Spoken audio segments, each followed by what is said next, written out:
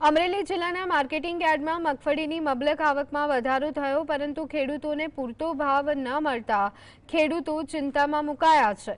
મગફળીની મબલક આવક અમરેલી, સાવરકુંડલા, બાબરા સહિતના માર્કેટિંગ યાર્ડમાં થઈ રહી છે, ત્યારે હાલ યાર્ડમાં મગફળીની 50,000 મણ જેટલી આવક નોંધાઈ રહી હોય, ત્યારે ખેડૂતોને પૂરતો ભાવ ન મળતા ખેડૂતોમાં નારાજગી છે।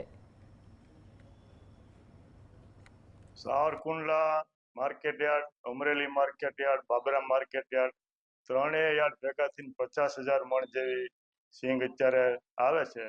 અને દિવસે દિવસે હવે વરસાદની વાતાવરણ જતું રહ્યું હોવાથી આવક વધવામાં છે।